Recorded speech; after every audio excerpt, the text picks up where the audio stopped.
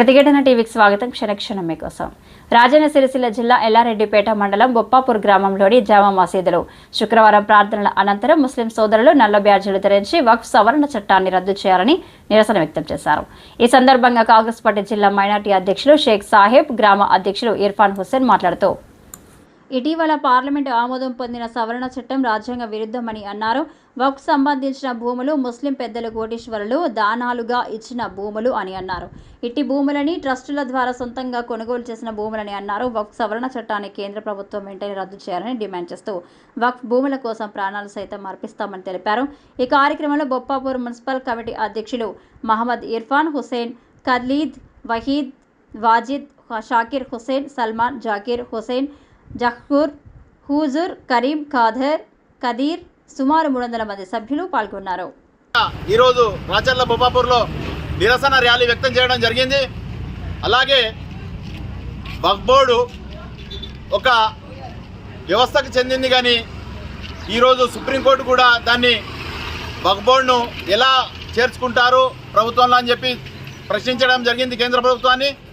ఇది ఒక మోడీ కావాలని, ఒక ముస్లింల మీద మోడీ ప్రభుత్వం కావాలని ముస్లింల మీద ఒక పరిపాలన కక్ష సాధింపు చర్యలకు పాల్పడుతున్నాడు. కాబట్టి ఒకటే అంటున్నాము, మేము ఎవరి జోలికి వెళ్ళడం లేదు, ఎవరి జోలికి పోవడం లేదు.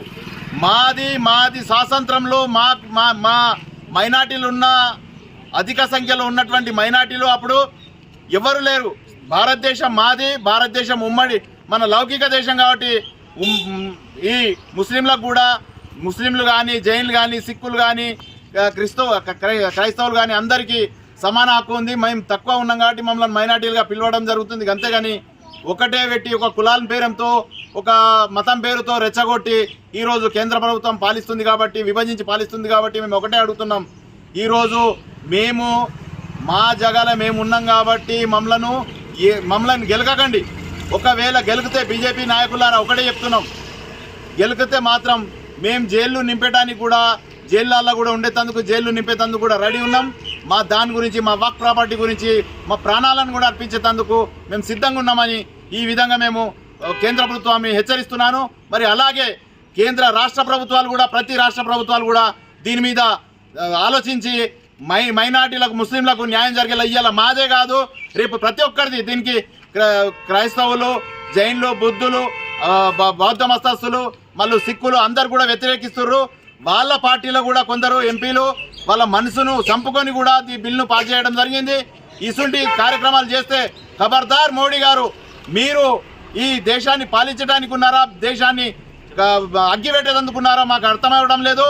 మా జోలికి వస్తే, మా వక్ఫ్ ప్రాపర్టీకి జోలికి వస్తే మాత్రం ఆ హైకోర్టు, సుప్రీంకోర్టు మేము తీర్పును మేము శిరసా వహిస్తాము. ఒకవేళ సుప్రీంకోర్టు కూడా ప్రభుత్వానికి అనుకూలంగా చెప్తే కూడా దానికి మేము చావడానికైనా సిద్ధం, జైలు నింపడానికైనా సిద్ధమని మేము మైనార్టీ అందరం కలిసి డిమాండ్ చేస్తున్నాం. జై వక్ఫ్ బోర్డ్.